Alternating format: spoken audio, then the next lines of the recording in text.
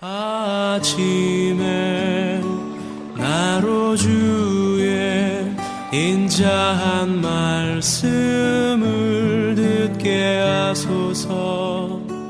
내가 주를. 행복한 교회 성도 여러분, 또 하루를 이처럼 시작합니다. 주 안에서 평안한 또 복된 하루가 되어지기를 바랍니다. 오늘도 어제 이어서 이 영상을 통해서 큐티를 하며 말씀을 나누게 되는데, 시냇가에 심겨진 나무와 같은 모습으로 세워지는 귀한 하루가 되기를 바랍니다.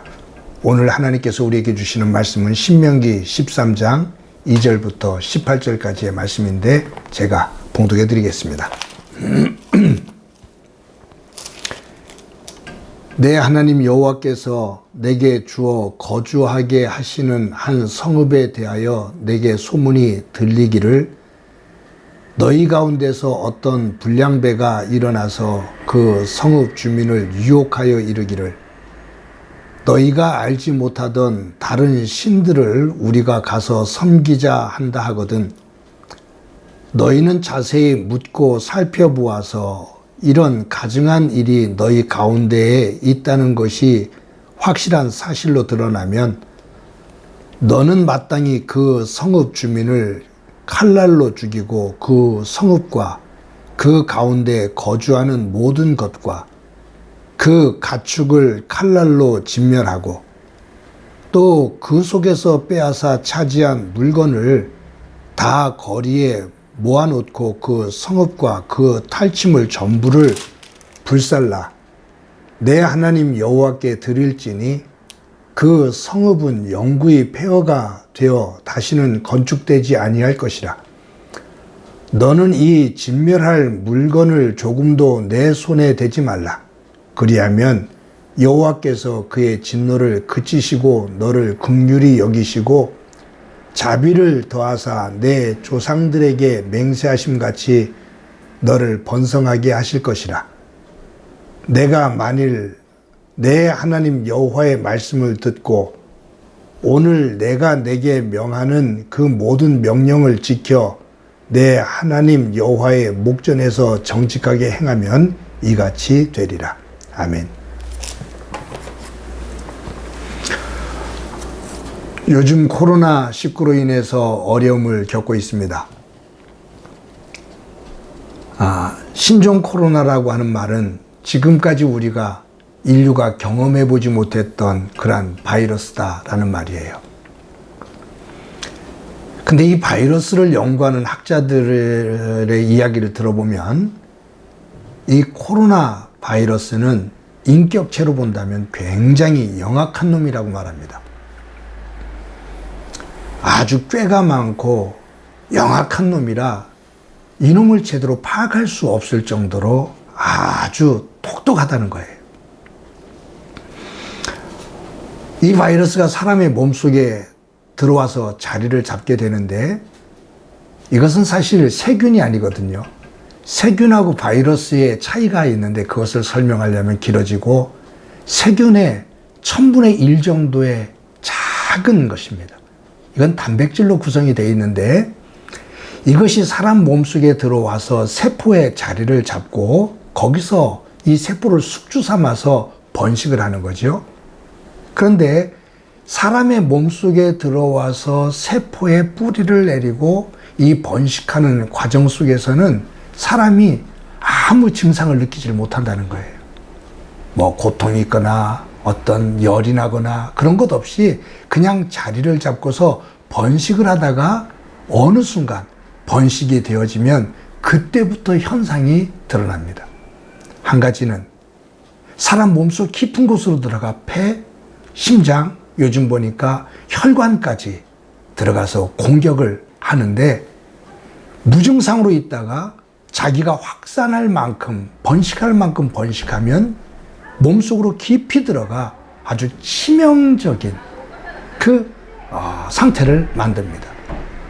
또 한 가지, 자기가 번식하면, 번식을 할 만큼 하면 기침을 통해서 다른 사람의 몸으로 확산되어져 나가는 겁니다. 그러니까 정말로 교묘한 놈이에요.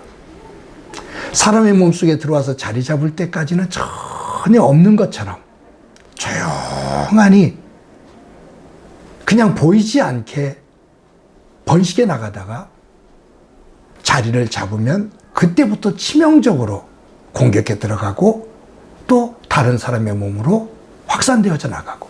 그런데 이 바이러스를 연구하는 사람들의 이야기를 들어보면 내 몸에 있었던 어떤 감염됐던 사람의 몸에서 기침을 통해서 다른 사람에게로 전이가 될 때 그때는 똑같은 모습으로 나가는 것이 아니라 사람과 사람에서 전이될 때 1% 내지 2%의 차이가 있다는 거예요. 변형이 이루어진다 그 말이에요. 그래서 백신을 만들기가 참 어렵다. 그래서 이 바이러스 학자들이 하는 얘기가 정말로 교묘한 놈이다 라고 말을 하는 겁니다. 이 모습을 보면서 느끼는 것이 뭐냐 하면 악한 영은 이 바이러스, 이 코로나 바이러스와 거의 흡사한 속성을 가지고 있다. 우리 속에 들어와 우리를 옴짝달싹할 수 없이 할 수 없는 상태로 만들기 전까지는 굉장히 달콤합니다. 우리로 하여금 혹하게 만듭니다. 아주 좋은 것을 아름답게 위장을 하고 우리에게 다가옵니다. 그러다가 어느 순간 칼을 빼들어 그 실체를 드러냅니다. 오늘 이 신명기 13장 12절부터 18절에 나오는 이 본문을 보면 이스라엘 백성들이 가나안에 정착했을 때 어느 성읍에 불량배들이 나타나는데 이 불량배들이 우리가 생각하면 우락부락한 모습으로만 생각하잖아요. 근데 아니요. 이 불량배들이 교묘하게 활동을 하면서 이스라엘 백성들에게 어제 말씀과 동일한 말씀이에요. 선지자들과 꿈꾸는 자들이 이적과 기사를 행하면서 우리 하나님이 아닌 다른 신을 우리가 따르고 있는, 우리가 소개하는 신을 믿어라 라고 말하고 있는 것처럼 이 불량배들도 뭐를 말하냐면 우리를 따라 우리가 믿는 신을 섬기자라고 유혹한다 그 말이에요. 이 유혹이라는 단어 꿰려자입니다. 꼬신다 그 말이에요. 미혹한다 그 말이에요. 남을 꿰어서 정신을 혼란스럽게 혼비하게 만든단 말이에요. 무엇이 무엇인지를 구분하지 못하도록. 이 불량배들이 달콤한 것으로 이스라엘 백성들을 유혹해서 하나님을 떠나게 한다는 이야기를 너희들 들으면 그 성읍의 모든 것들을 다 무너뜨려라. 거기 있는 모든 것들을 진멸해라. 라고 하나님은 모세에게 말씀합니다. 무엇이냐 하면 이스라엘 백성들이 내 백성인데 내 백성의 정체성을 흔드는 요인이 있다면 단호하게 제거하거라. 남겨두지 말거라. 그 말이. 여러분, 정체성이라는 것은 동일성을 말합니다. 어떤 환경과 어떤 상황에서도 똑같은 것이에요. 동일해야 되는 거예요. 상황에 따라, 사건에 따라 동일하지 않고 달라지면 그 정체성을 잃은 거죠. 오늘도 하루를 살아가면서 우리들은 많은 사람들을 만나고 많은 사건들을 경험하게 될 것이고 상황들을 접하게 될 겁니다.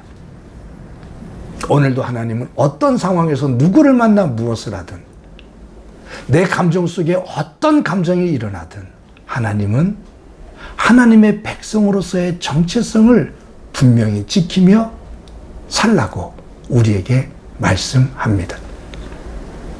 내 안에 어떤 불량배가 있는지, 어떻게 나를 유혹하고 있는지 돌아보면서 하나님 안에서 제거할 것 제거하며 우리에게 달콤하게 다가오는, 정말로 아무 일이 없는 것처럼 우리에게 다가오고 있는 그 악한 영의 세계 것을 분별할 수 있는 믿음의 눈을 가지고 오늘도 말씀 위에 뿌리를 단단하게 세우는 시냇가에 심겨진 나무의 모습으로 세워지기를 소망합니다.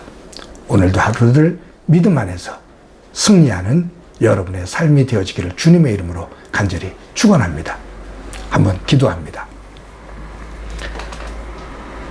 하나님, 오늘도 하루를 살아가고 또 어떤 이는 하루를 살고 저녁 시간에 이 말씀을 함께 나누게 됩니다.